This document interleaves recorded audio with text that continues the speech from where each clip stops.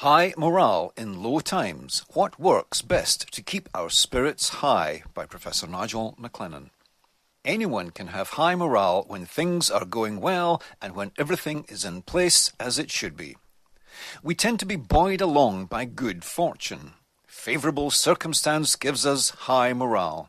When adversity hits, and it hits everybody, the morale necessary to overcome, deal with or accept our challenges has to be created internally by us. Amazingly, there has been very little research into the methods people can use to boost their own morale. Most of the wisdom comes from people who have lived experience, people who have kept their morale high despite adversity. What do such real-world exemplars do to keep their morale high in low times? Persistence. Over and over again, people who have faced what to others would be morale-crushing setbacks keep on keeping on. As Calvin Coolidge famously observed, nothing in the world can take the place of persistence. Talent will not. Nothing is more common than unsuccessful men with talent. Genius will not. Unrewarded genius is almost a proverb. Education will not. The world is full of educated derelicts. The persistence summarized in the phrase press on has solved and always will solve the problems of the human race. Every culture seems to have had sages expressing the wisdom of persistence. Confucius: our greatest glory is not in never falling, but in rising every time we fall. Praise. Praise boosts morale. Praise yourself. Catch yourself doing things right and doing the right thing. Praise others. It feels great to make people feel great. Give someone credit for something they have done. Praise them to others. Enjoy watching them glow. Remind yourself of your achievements and what you have done for others. Remind others of their achievements. Feeling good about the people around you boosts their morale and yours. Helping others. Do something altruistic, something that benefits another person, but not you. The less the other person can do in return for you, the more satisfying it seems to feel to be able to help. If it is not obvious what you can do to help, ask. Ask people what you can do to help or serve them. Choose your thoughts. What we think has huge impact on our morale. Take moments to bring to mind thoughts that boost your morale. There is always a more morale-boosting thought to find. Evoke thoughts in others that you know will boost their morale. Here are some of the best pieces of wisdom I have found. Marcus Aurelius advised, when you arise in the morning, think of what a privilege it is to be alive, to think, to enjoy, to love. The Dalai Lama, just one small positive thought in the morning can change your whole day. Norman Vincent Peale noted, when you change your thoughts, remember, it also changes your world. Earl Nightingale confirmed it in 6 words. You become what you think about. Choose your emotions. Few people are aware that their emotions can be spontaneous and chosen. We can't always choose the emotions that arise, but we can choose those we stick with. Emotions that are held are one component of any given attitude. William James said, "The greatest discovery of my generation is that a human being can alter his life by altering his attitudes." Exercise. Exercise changes emotional states and boosts morale. Do a small amount of exercise often. A few press-ups here, a handful of sit-ups there. Climb some stairs now. Do some squats later. Mobility moves morale. Appreciation and recognition. Give little gifts to yourself and others. Nothing extravagant. Simple gifts that symbolize appreciation. If someone likes fruit, bring them a piece. If someone else loves herbal teas, give them some. Many thinkers have noted that an attitude of gratitude is good for morale. Such gratitude need not be for someone you know. Warren Buffett pointed out, someone is sitting in the shade today because someone planted a tree a long time ago. Regular reminders. Wear something that symbolizes your choice to keep your morale high. A pendant, a bracelet, or have something that is regularly in your line of sight that says to you, I choose to be focused and to feel good. A picture, a printed quote or statement, an object that symbolizes your goal or purpose, a picture of the people you love, something that triggers you to choose to feel good. Feed your mind morale boosters. Watch some comedy. Watch a feel-good movie. Something to lift your spirits. Avoid negative people for very good reasons. To quote Einstein, they have a problem for every solution. Minimize your exposure to the negative media, including the news and other sources of negativity. Mark Twain counseled, stay away from those people who try to disparage your ambitions. Small minds will always do that, but great minds will give you a feeling that you can become great too. Make the best of the resources you have, internal and external. The people with the highest morale are not those who have or make the most. They are those who make the most of what they have. As Arthur Ashe said, start where you are, use what you have, do what you can. Be present in the now. Focus on the present. Note your own breathing. Become aware of your bodily sensations. Enjoy your senses by savouring the simplest of things. For instance, gently rub your fingertips against each other. Note the feeling. Look at a colour and really see it. Hear a sound and luxuriate in it. Choose optimism. Winston Churchill kept morale high in low times.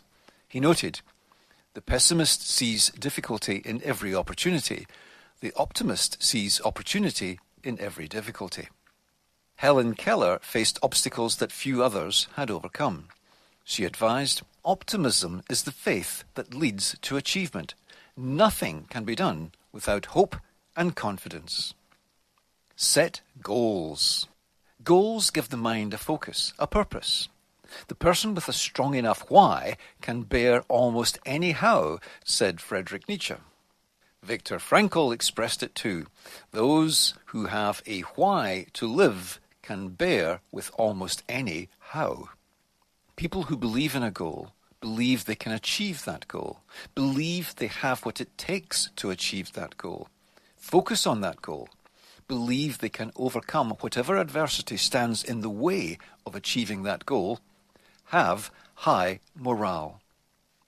The more you believe you can, the more likely you are to achieve. Henry Ford expressed it well. Whether you think you can or you think you can't, you are right. Was he right? Yes, and here's why. If you think you can, you will take action, which makes can more possible. If you think you can't, you will take no action, which makes can impossible. Paulo Coelho noted that setting a goal makes us feel better about life. When we strive to become better than we are, everything around us becomes better too. Action. Take immediate action towards your goal, however small.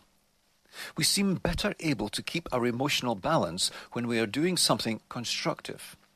Albert Einstein noted it too. Life is like riding a bicycle. To keep your balance, you must keep moving. Choose to learn and grow, even from setbacks. Most people fail a maddening 3 feet from their goal. They give up. Their morale cracks, and they quit just at the point where the last failure had given them the information necessary to achieve. Who would have thought that a couple of bicycle repair technicians would master flight when the world's best scientists and engineers, who had access to vast funds, had failed over and over again? Almost all the high achievers I have coached have a sense that adversity is the anvil of achievement. It seems that to become an ultra-high achiever, that adversity is necessary. Winston Churchill made some horrendous mistakes, yet kept on keeping on, while noting, "Success is not final. Failure is not fatal. It is the courage to continue that counts." Henry Ford, too, achieved what no one before had, and had similar advice. When everything seems to be going against you, remember that the airplane takes off against the wind, not with it. Listening to someone who has touched all of our lives may be wise. Thomas Edison. I have not failed. I have just found 10,000 ways that won't work. One of the worst causes of low morale is perfectionism. Cast it aside. Progress helps, perfection harms. Focus on progress and turn not-to-plan experiences into guidance. Dale Carnegie said, "Develop success from failures." Believe in you. Morale comes in part from self-belief. Will you choose to believe you can? Since Muhammad Ali said, "I am the greatest," and went on to become exactly that, many people have said that you have to believe you are the best in order to achieve. That may be so, where being the best is necessary to achieve in some contexts, such as a boxing match. I can is what it takes in most contexts. Hundreds of millions of people strive every day to feed their children. They don't have to be the greatest. As long as they believe they can, they are much more likely to find a way to feed their children. High morale involves believing you can, really believing it, to the point of feeling it, knowing that you can and you will. Be so certain that you can and will that it is in your mind already a fact. That level of self-belief is self-fulfilling. The Wright brothers believed they could find a way, even though they didn't know what that way would be. When it comes to achieving, when the beliefs and attitudes are right, the apparent facts matter less. When is quitting giving in to self-doubt? High achievers see what others see as setbacks as learning opportunities. They know that self-doubt, loss of belief in the achievability of their goal, is fatal to its achievement. They know that believing they can find a way, even if they can't yet see a way, is essential. High morale in low times is about believing you can, about believing you can find a way, even if you can't see a way in the current moment. And you know finding a way will take time. Earl Nightingale crystallized it well. Never give up on a dream just because of the time it will take to accomplish it. The time will pass anyway. Cynics say, "Surely some things can't be achieved. Surely it is smart to quit when it is obvious the goal is impossible." Yes, some goals are stir-crazy, and some laudable goals are impossible to achieve. For almost everyone, persevering long after any sane person would have quit is never going to be an issue. That is a hen's teeth problem, so rare it can be discounted as unreal for almost all. Most people have exactly the opposite problem: no goal. To maintain high morale, make sure you have a goal or a purpose, and believe that you can achieve that goal, even if you can't see how. Once you set the goal and believe it's possible, your brain will spot methods that would otherwise have been invisible to you. Morale may be a consequence of goal-focused belief. Morale is a choice. Jim Rohn said, "If you really want to do something, you'll find a way. If you don't, you'll find an excuse." Morale is like a muscle. It can only be built through choosing to use it. Louise Hay said it well, "I choose to make the rest of my life the best of my life." Morale boosting is not a silver bullet, nor can it be maintained by a one-off inoculation. Keeping high morale is a daily and often constant activity. Let's conclude with wisdom from someone who learned how to keep morale high in what was one of the toughest professions, door-to-door sales. Zig Ziglar observed, "People often say that motivation doesn't last. Well, neither does bathing. That's why we recommend it daily." The same goes for morale. Which habits will you develop to keep your morale high?